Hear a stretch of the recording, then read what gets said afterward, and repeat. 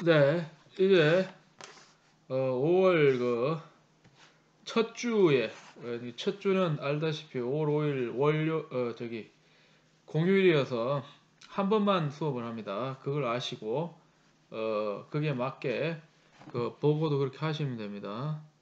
그래서 5월에 첫째 주는 한 번 한다. 아시다시피. 그래서 오늘부터 그리스 역사로 본격적으로 들어가는데 여러분들께서는 처음에 그리스 역사를 잘 정리할 수 있는 거는 제가 이미 강의 자료에 올렸던 그 번역본 있죠. 독일어 번역본 이거를 펴놓고 26페이지부터 보면 됩니다. 그렇게 하고 그러고 난 다음에 이제 파워포인트를 보면서 다음 시간부터는 또 그렇게 진행합니다. 그래서 강의 자료에 26에서 32페이지를 먼저 합니다. 26에서 32. 자, 26에 32. 그 번역본 있죠, 번역본. 그거를 미리 챙겨놓고 봐야 된다. 자, 지난 시간에 한 데를 다시 기억을 다시 돌아보면 우리가 그 사실 이거 1, 2장을 다 해야 되는데 시간이 없으면 못 해갖고 17페이지 중간까지 하다가 그냥 더 못 나갔거든요. 여기서 좀 건너뛰어 가지고 그리스 부분으로 가는 게 2장의 뒷부분이 되는데 26페이지부터 나온다.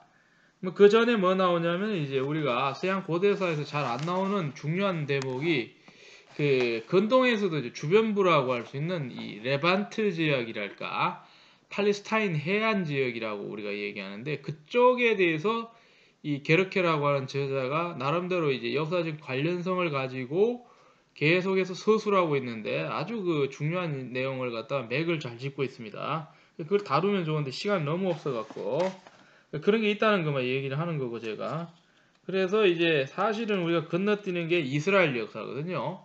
근데 이스라엘 역사는 또 굳이 안 해도 기회가 있는 게 그 간접적으로 성경을 봐도 이해를 할 수가 있고 그 교회를 가서 설교만 들어도 사실 우리나라에서는 많은 사람들이 이거를 상식적으로 알고 있는 사람들이 제법 많습니다. 그래서 길이 없는 게 아닙니다. 근데 이제 서양 고대사에서는 이게 주변부기 때문에 잘 다루어지지 않았던 것이죠. 그죠? 그래서 하면 좋은데 시간이 없어서 못한다 이 말이죠. 그래서 그런 게 있다는 거 여러분 읽어보시면 되니까. 쭉 가다 보면 이스라엘 다음에 뭐가 나오냐면 그 옆에 있는 이런 나라들이 나오죠. 그죠? 그래서 중요한 게 뭐가 있냐면 23페이지 같은 데 보면 그 주변에 해갖고는 이제 티루스나 시돈 같은 쪽이 나옵니다. 이거는 바로 위에요. 오늘날 이스라엘 안에 들어가기도 하고 그래서 이제 우리로서는 중요한 대목인데 왜냐하면 이게 페니키아의 원조란 말입니다. 지중해 무역을 처음으로 개척한 사람들이 이 사람들입니다. 유럽과 아시아를 왔다 갔다 하는 지중해를 끼고 무역했던 그 얘기가 나오는 거죠. 이것도 좀 알아두면 좋은데 그러고 난 다음 카르타고도 잡아놓고 있어요. 카르타고는 로마와의 관련성 속에 중요하고 이 페니키아인들이 만들었던 중요한 그 뭐랄까요 거점 지역이 카르타고거든요. 오늘날로 치면 이제 북아프리카의 튀니지를 축으로 해서 이 동쪽 서쪽으로가 전부 카르타고고 카르타고는 로마 지배를 당했기 때문에 저도 가봤지만 그 현장에 가면은 라틴어로 되어 있는 유물들이 남아 있어요. 그래서 굉장히 의미가 있는데 나중에 기회 되면 한번 가보십시오. 그 튀니지 같은 데 가면 유적이 남아 있습니다. 카르타고가 벌였던 그 포이니 전쟁의 어떤 흔적이랄까.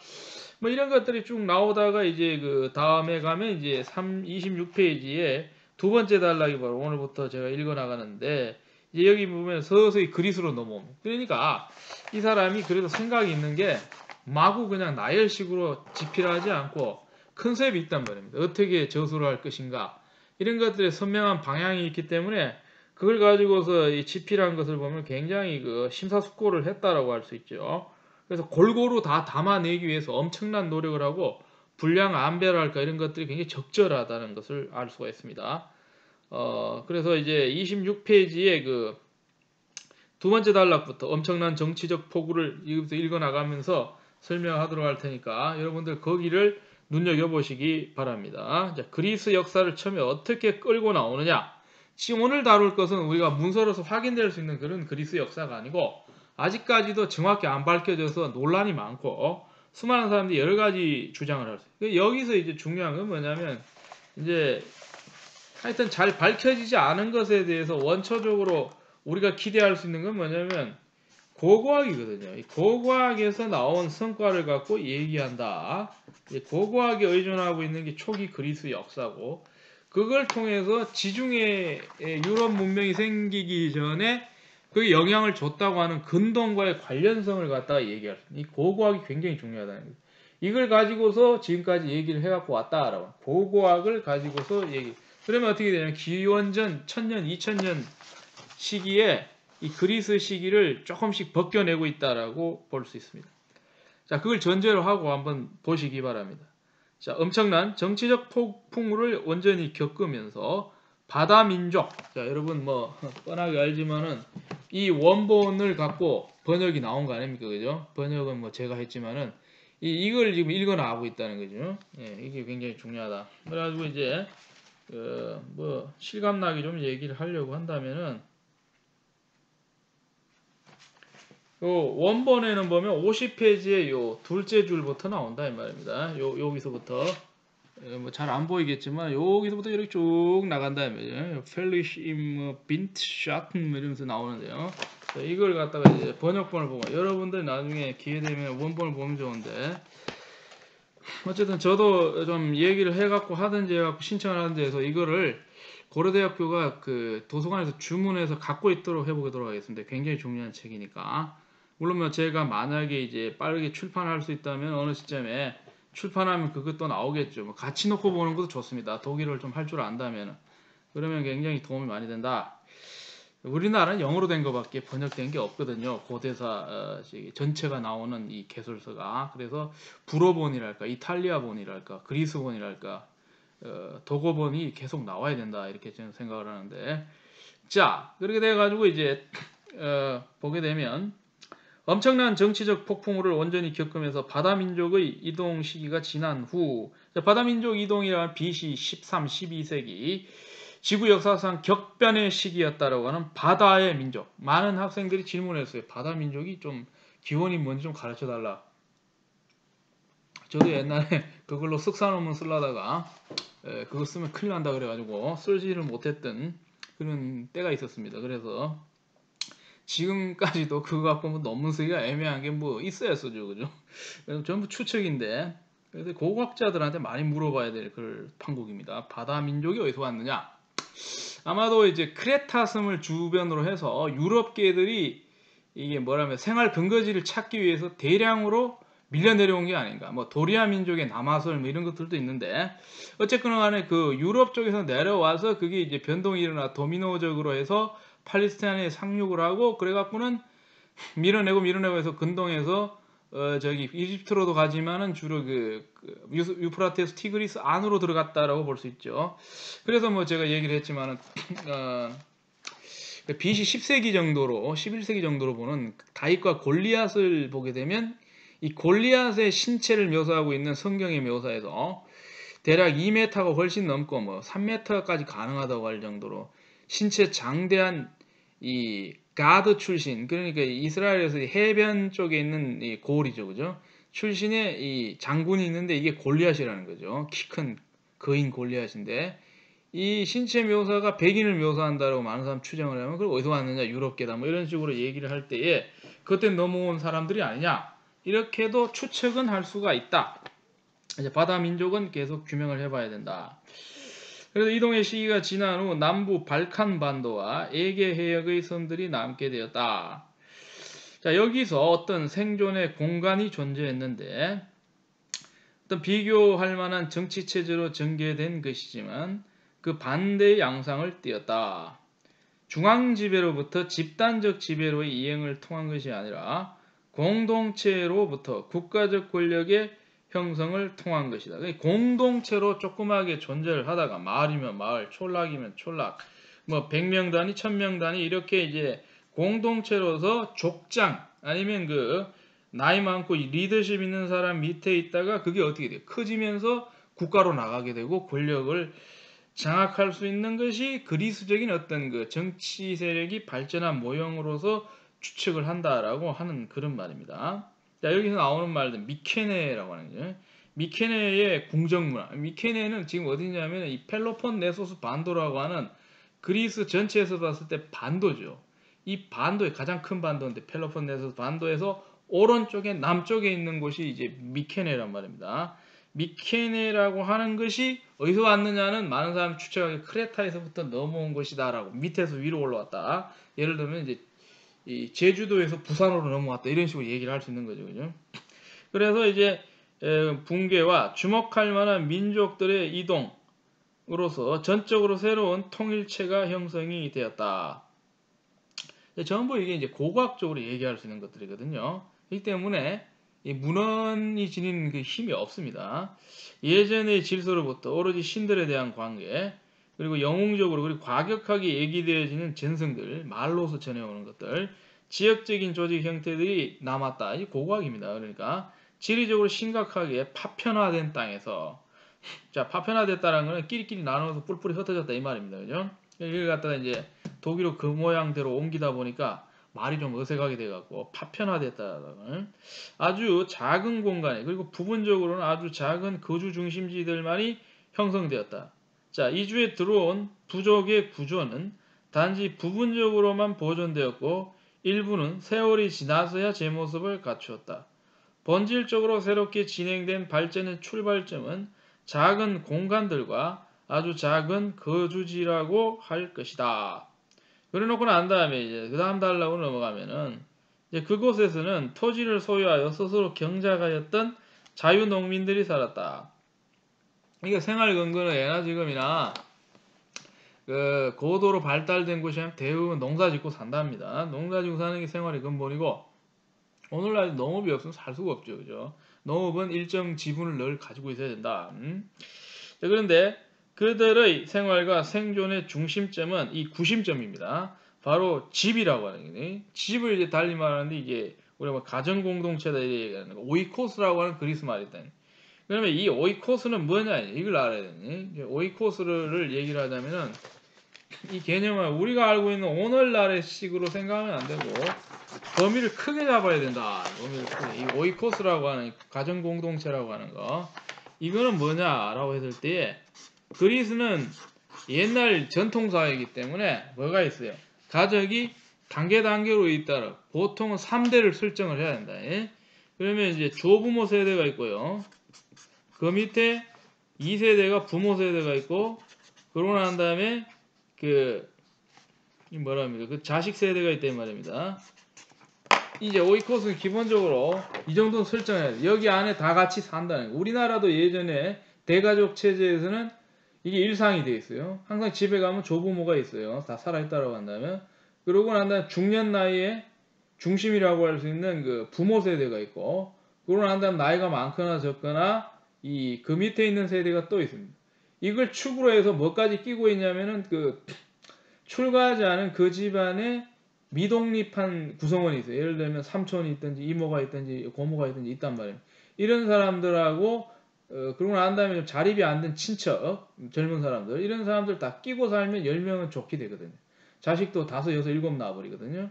이런 것이 이제 그리스 공동체인데 여기 우리나라에는 근대사회에 없어져 버린 게 뭐냐면 집마다 다르지만은 유력한 집이다. 힘 있는 집이면 이들보다 훨씬 많은 뭐가 있어요? servant, 이 하인들이 있단 말이에요. 하인들이 있으면 또 뭐가 있어요? 위계가 있죠, 그죠? 또 자식들이 주르륵 종류별로 있고 위에가 있고 밑에가 있고. 그래서 이게 있으면 100명, 200명도 가능한 게 그리스가 설정하고 있는 오이코스라고 하는 거. 이게 이 오이코스가 우리가 생각하는 거하고 아니에요. 오늘날 우리 오이코스 하면 3명 아니면 4명 아니면 그죠? 아니면 애 없으면 부부만 있으면 2명. 뭐 오늘날 인구의 상당 퍼센티지는 혼자 사는 사람도 많은데 이거는 이제 특수한 상황이고 전형적인 고대 사회에서 로마도 마찬가지, 우리나라 근대 사회, 전근대도 마찬가지고 오이코스라고 그러면 무지 많습니다. 무지 많. 예전에 사대부 집안 보세요, 여러분들. 영화 보면 사대부 있단 말이에요. 집이 기본이 그죠? 2, 300평 돼요.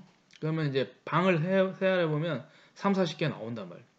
노는 방도 많아요. 왜? 손님 오면은 그 손님용 방도 필요하니까.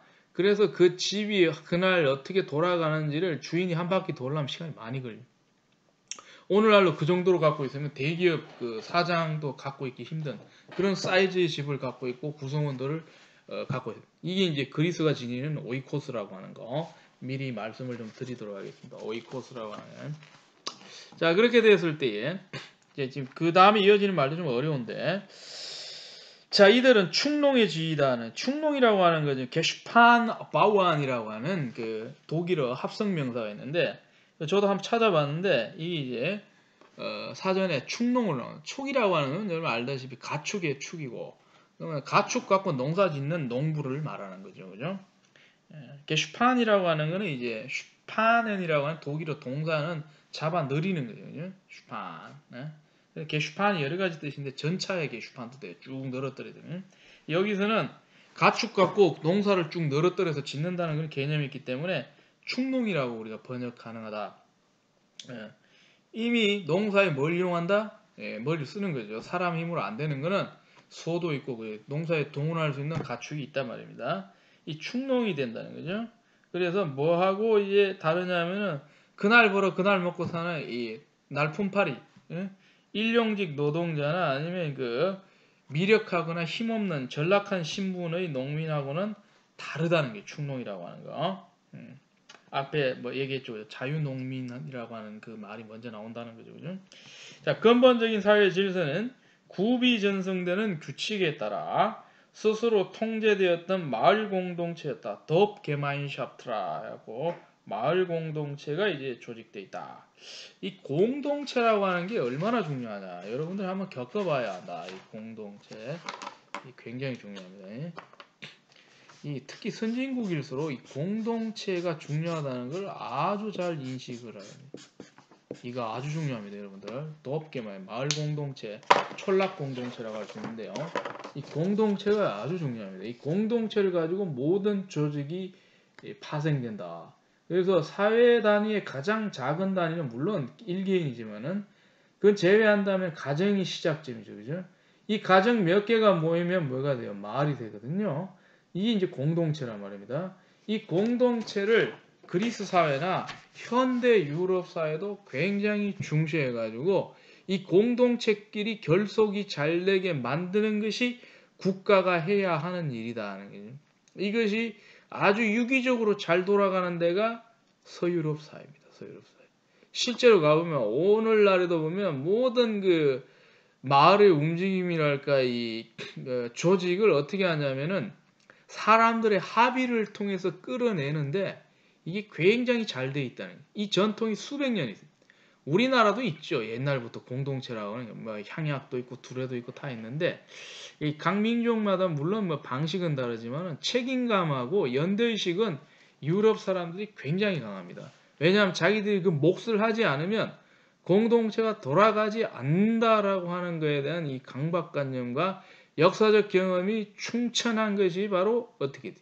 이 유럽 사람들이다 하는 거죠. 그 뿌리가 이 그리스에서부터 나온다라고 이제 우리가 역사 공부를 해보면 알 수 있게 되는데, 자, 여기까지 얘기를 좀 하면서 이 마을 공동체가 이제 사회의 근본 질서였다라고 하는 것이죠. 이때 이제 자문하는 기구에서 영향력 있는 자들이 존재하는 겁니다. 이 사람들이 역할을 해야 돼요. 영향력 있는 사람들이.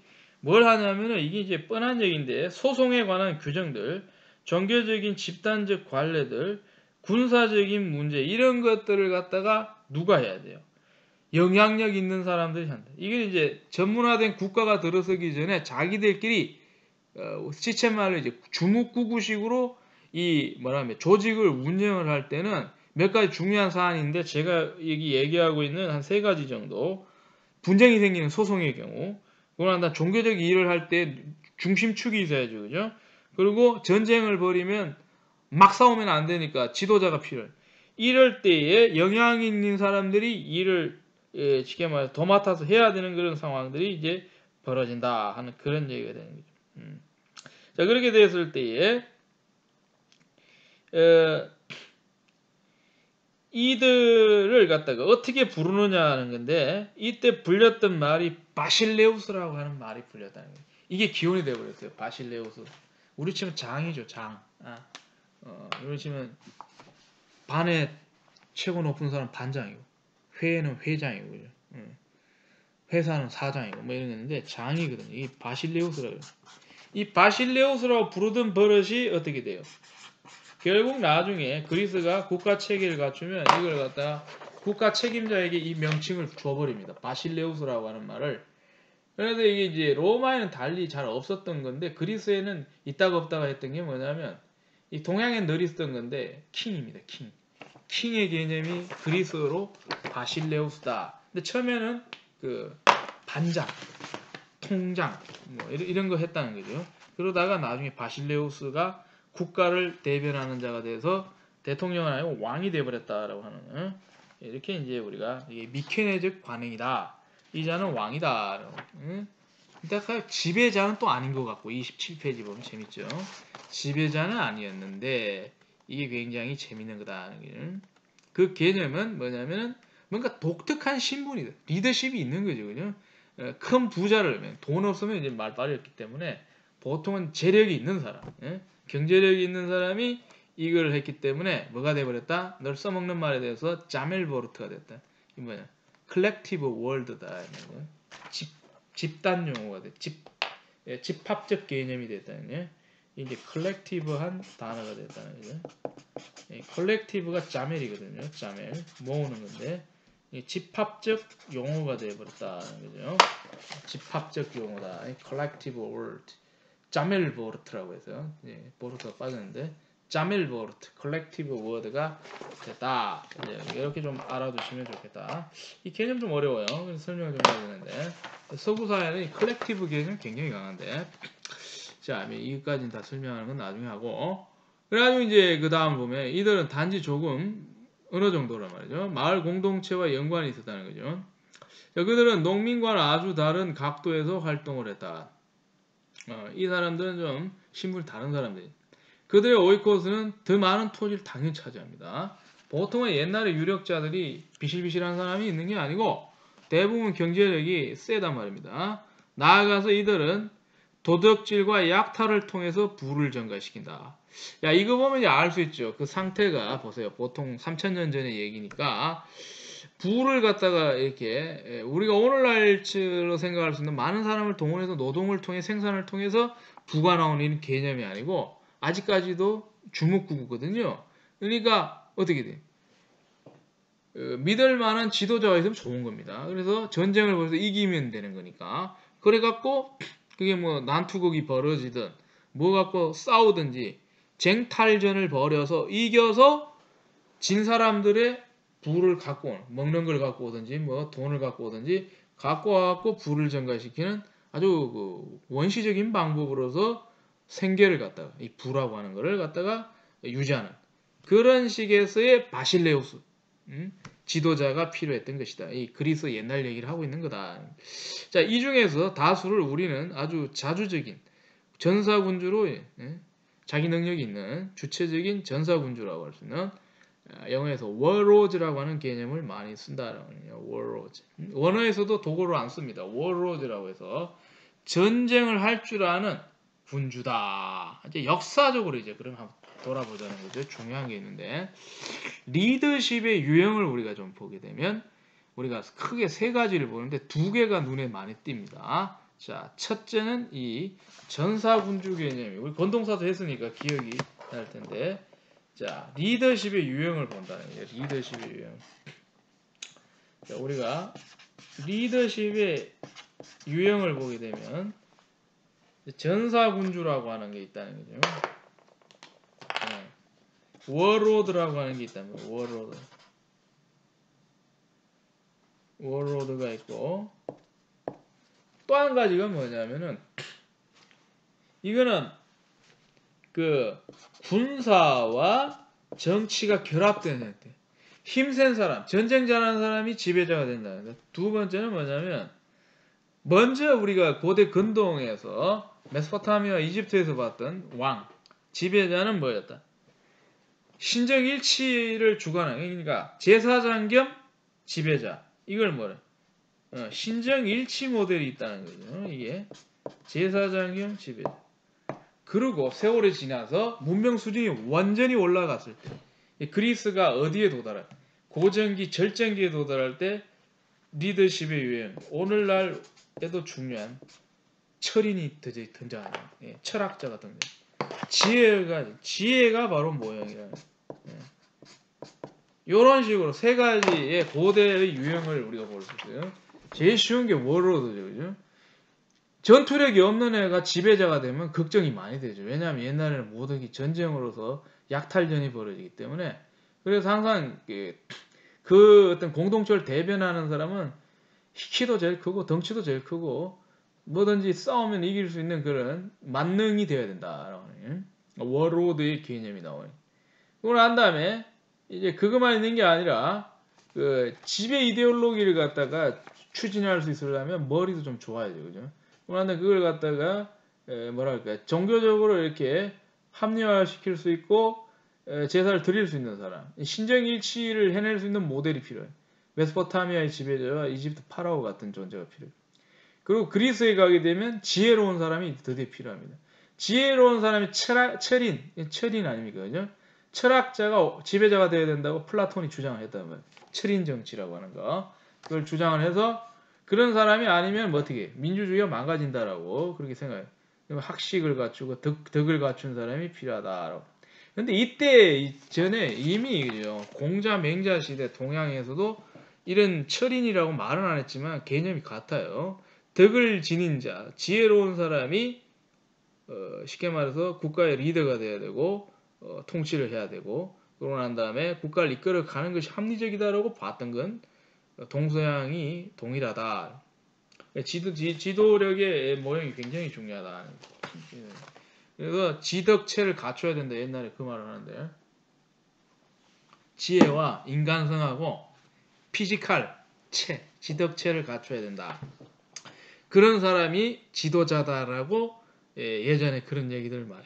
요즘에는 이제 그런 말뿐만 아니라 이제 옛날에는 중시하지 않았던 개념인데 약간 그 독특한 개념. 감성이 필요하다. 감성. 감수성이 뛰어난 사람이 남을 잘 이해할 수 있는 사람. 뭐 머리를 이해하는 게 아니고 마음으로 이해하는 사람, 이 감성이거든요. 그래갖고 이제 그런 것까지도 요구하고 요새는 또 뭐까지 요구하냐면은 어쩔 수가 없는데 그 컴퓨터를 잘 이해할 수 있는 사람. 그런 마인드를 지닌 사람이 지도자가 안 되면은 남 힘들게 한다. 뭐 이런 식으로 해서 그런까지도 얘기를 하는데 중요합니다. 여기서 우리가 고대적 유형을 봤을 때는 전사군주가 가장 무식한 방법이고 원시적이고 사실은 뭐 좋은 거긴 한데 왜냐하면 이제 전쟁에서 이기니까. 근데 사실은 종교 능력이 있어야 되고 그러고 난 다음에 이 머리가 좋아야 되는 지혜로워야 돼. 지혜롭다는 거는 우리가 말하는 그 단세포적인 지능을 얘기하는 게 아니고 사람을 갖다가 이제 포섭할 수 있는 능력이 있어. 그게 철학이거든요. 철학의 뜻이 뭐야? 지혜에 대한 거거든. 지혜를 사랑하는 것. feel을 하면은 가까이 지내는 거 아닙니까? 러서피 하게 되면은 그 지혜라고 하는 거. 소피 지혜를 갖다가 사랑하는 것이다. 자, 이런 개념을 우리가 이제 이해할 수 있다는 거예요. 근데 여기서 일단 전사군주가 이 초기 그리스 마을 공동체를 이끌어가는 능력 있는 모형이었다라고 하는 것을 알아야 된다. 그래서 그 지배랄까 그리고 리더십에 대해서 여러분 궁금하면요 여러 가지 좋은 책이 있는데 삼국지를 보면 그냥 나옵니다. 삼국지 5권을 보게 되면 중국적 세계관뿐만 아니라 인류의 보편적인 어떤 세상을 살아가는 데 있어서의 여러 가지 인간 유형들이 다 들어있기 때문에 그건 한번 읽어볼 필요가 있다. 거기다 보면 궁극적으로 강조하는 것은 뭐냐? 지혜라고 하는 거. 힘만 센 사람들은 빨리 다 죽어서 없어져요. 왜냐하면은 이 생각을 깊이 안 하기 때문에 이용당한대. 근데 생각이 깊은 사람은 어떻게 오래 버틸 수가 있다라고. 그것이 이제 결국은 우리가 나중에 읽어보면 나오는데 호머의 시를 보게 되면 두 가지가 있잖아요. 하나는 일리아드가 있고 하나는 오디세이가 있단 말이에요. 이 두 가지가 이제 얘기하는 게 뭐냐면 일리아드는 전쟁이 막 벌어져 갖고 전쟁 치고받고 하는 그 이야기. 근데 오디세이가 왜 중요하면 돌아오는 게 중요하다는 거죠. 그죠? 전쟁 끝나고 살아서 어떻게 잘 돌아오느냐. 거기서부터 중요한 건 뭐냐면 피지컬이 문제가 아니고 이게 중요하다. 머리가 중요해. 지혜를 갖고 있는 사람은 돌아온. 힘이 내세워졌던 이 아킬레스 같은 경우는 안타깝게도 그 전쟁하다가 전사를 하지만은 머리를 썼던 사람 오디세우스는 돌아온다라고. 이 그리스적 지혜가 여기 담겨져 있다는. 자, 그래서 전사군주라고 하는 개념을 이제 얘기를 하고 있는데요. 바로 이러한 유동성으로 인해서 이제 유동성이라고 하는 건 문맥을 통해서 우리가 캐치를 해내야 됩니다. 전사군주가 벌일 수 있는 이 행동의 광범위함이랄까, 아니면 그가 동원할 수 있는 병력이랄까, 그의 역동성이랄까, 이러한 유동성으로 인해서 그들의 지평은 확대되었다. 이 굉장히 추상적인 표현인데 영토가 넓어질 수도 있고 활동 무대가 커질 수도 있고, 그래서 이제 어떻게 되냐면은 좀 더 무대가 넓어지는 걸 얘기를 할 것이다 하는 거예요.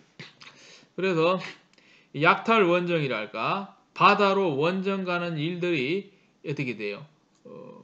도모되는 것이죠. 왜냐하면 자기 나라 안에서만 살면 뭐 돼요? 먹을 것도 모자라고, 그러고 난 다음에 자기들끼리만 힘 뺄 필요가 없잖아요. 그러면 정보가 있는데 외국이 있다는 걸 알면 가보는 거 아닙니까? 그죠?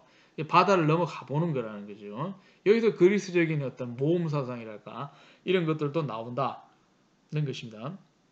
그래서 약탈 원정, 바다를 이제 끼고 나가는 원정은 나중에 뭐가 돼요? 처음에는 어떻게 돼요? 남의 거 뺏으러 가는 단순한 그런 어떤 뭐랄까요? 그 긴박한 요구에 의한 것이었지만, 가서 이제 세월이 지나면 익숙해지죠. 어디 가면 누가 어떻게 살고 그게 특산물이 뭐고, 그러면 이제 생각이 고차원적이 돼요. 단순하게 전쟁에서 될 일이 아니고 교역을 하면 되는구나, 무역을 하는. 그래서 결국은 무역으로 가는 길이 열리는 거죠. 예. 그렇게 되다 보니까 이제 어떻게 돼요? 이제 뭐라 합니까? 이 유동이라고 하는 게 커지는데, 그럼에도 불구하고 뭐가 이제 없어지지 않냐? 카페라이라 그래가지고 뭐 키드냅이라는 말도 쓰는데, 배를 갖다가 덮치는 걸 갖다 나포행위라고 해요. 나포행위. 이 해적 행위를 말하는 거죠. 그래갖고 지중해에는 해적이 많다. 왜냐하면은 그게 바로 쉽게 돈 버는 길이다 이 말이죠. 그죠? 나포 행위는 여전히 사라지지 않는데, 로마사 그리스사를 보게 되면은 끊임없이 얘기 나오는 게 해적 때문에 로마 제국도 골머리를 많이 앓는 것이 나옴. 여러분 로마서를 나중에 배우면 아는데, 그래갖고 해적 소탕을 틈만 나면 하는데, 가장 해적 소탕을 갖다 화끈하게 잘했던 사람이 누구냐? BC 66년에 지중해 지역에 해적이 너무 심해가지고 뭘 위협하냐면 로마로 들어오는 이 거래를 하는, 우리로 치면 이제 대형 마트 같은 데다 물건 대주는 이런 어마어마한 트럭들이 막 들어오는데 중간에 누가 끊으면 산적들이 나타나서 예를 들어서 차단을 해버리면 국가 전체로 이 공급 체계, 유통 체계에 문제가 발생하는 거 아닙니까? 로마도 마찬가지입니다. 로마가 막 목 빠지게 기다리고 있는 자기 나라 없는 그런 게 들어오는데, 심지어 돈 주고 사갖고 들어오는데 해적들이 중간에 난리를 떨어서 자꾸 덮치기를 하면은 로마 사람들의 생계가 압박을 되니까 이 문제가 어떻게 돼요? 국가적으로 위기가 되는 바람에 폼페이우스에게 비상대권을 허라. 이걸 갖다 임페리움이라고 하는데요. 비상대권이다. 그에게 이 로마사에 자주 없는 일인데 긴급하게 될 때에 주는 비상대권이에요. 비상대권. 그래서 이거는 장기간이 아니고 단기 그냥 일정 기간 동안 마음대로 할 수 있는 독재권을 주는 거예요. 그래서 부담 없이 해적을 갖다가 소탕하라. 임페리움을 줬습니다. 임페리움. 그리고 그를 뭐라고 부르냐면은 독재관으로 부릅니다. 마음대로 해도 되니까 딕타토르라고 그러네요. 딕타토르가 독재관입니다. 딕타토르. 영어에서는 딕테이터라고 해서 칠자는 것 같은데요. 딕타토르를 줘가지고는 지중해 지역 해적을 소탕하라 해가지고 그렇게 준 법을 갖다 가비니우스의 법이라고 그러는데요. 그래갖고 줬더니만 폼페이우스가 깔끔하게 해적을 갖다가 소탕을 해버렸다는 거죠. 그랬던 일이 있는데, 지중해는 끊임없이 해적의 골머리로서 엄청나게 이렇게 골치를 썩이고 있다 이 말이에요. 그리고 이제 오늘날에도 해적이 없는 게 아닌 게, 여러분 가끔 듣습니다. 어디 가냐면요, 그 인도양하고 아프리카 대륙 사이에 그 바다 있죠. 오늘날 그게 무슨 나라예요? 그 소말리아라고 하는 나라 주변에 이 해적 활동이 심하거든요. 우리나라도 가끔 가다가 배를 갖다가 기습당해가지고 그렇게 외교적인 문제가 생기고 그러는데요.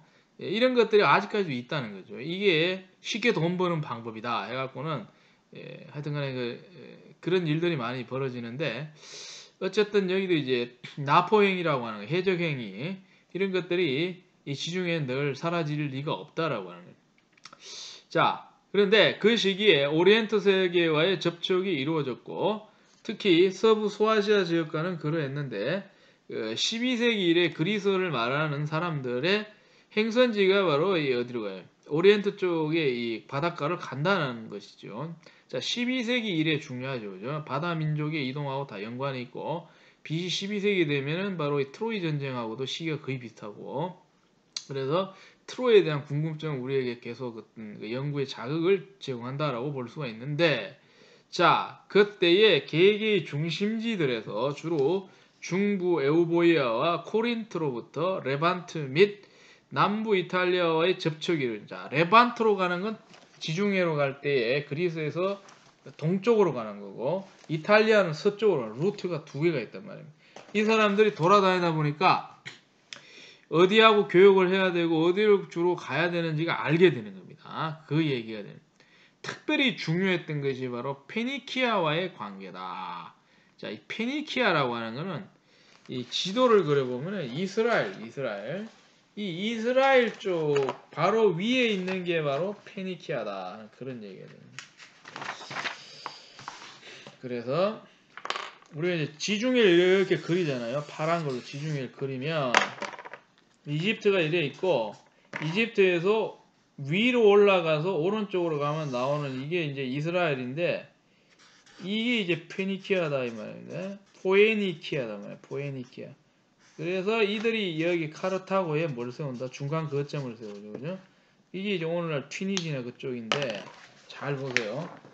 파란색 테두리가 지중해라고 하면 여기 보게 되면은 요 밑에 이집트가 있죠. 이집트에서 오른쪽으로 위로 올라가면 이스라엘인데 이스라엘 위에 이 페니키아가 있단 말이에요. 페니키아가. 이 페니키아가 결국은 최초의 지중해 무역을 갖다가 거대하게 했던 사람들. 오늘날로 치면 이스라엘 사람도 될 수 있고 시리아 사람도 될 수 있고 레바논 사람도 될 수 있고 이 사람들이 주목을 받게 돼요. 예. 배를 만드는 기술이 뛰어나 큰 배를 만들 줄 알고 항해술을 발달시키는 방향을 알아차리고 그런다 무사하게 갔다 오는 방법을 알고 이런 애들이 페니키아 사람들이 나중에 로마하고 결국 지중해에 어떤 무역 패권을 넣고 대규모 전쟁을 여러 차례 벌이는 이유가 바로 이 페니키아가 지니고 있던 이 해상 독점권 이게 로마로서는 절대적으로 점진적으로 필요한 거죠. 그래서 꺾어버리기 위해서 전쟁을 많이 했다라고 할 수 있는 것입니다. 자, 많은 그리스 사람들은 페니키아인들처럼 바다로 나아가는 것을 배우게 되었고 사치품과 동방의 부를 엄청난 매혹 속에 획득하였고 동방에 가면 이제 그리스 사람들이 갖고 있지 않는 좀 더 발달된 문명화된 그 물건들이 있단 말입니다. 동방에 가면 주로 많은 게 그 지역 풍토에 의해서 향료, 퍼퓸이라고 그러죠. 오늘날 향수 보통 한 3, 4만 원 하죠, 그죠? 뭐 요즘에 그런데 옛날에는 이게 그 저기 뭐라 합니까? 유럽이 개발하기 전에는 동방에서 개발했거든요. 아라비아 사람들이 굉장히 잘하는데 이런 것들이 굉장히 부자들이 탐내했던 것이죠, 그죠? 자, 그래서 동방의 부를 갖다가 획득한다. 획득한다는 말은 아무래도 좀 정상적인 방법을 갖고 오는 게 아니겠죠, 그죠? 뺏어 갖고 오든지 그런 게 될 수가 있는데 특정한 문화적인 전문 지식 뭐 이런 것들, 문헌적, 역사적 전성들 그리고 정치적 조직 형태들을 갖다가 모방을 하고 있다.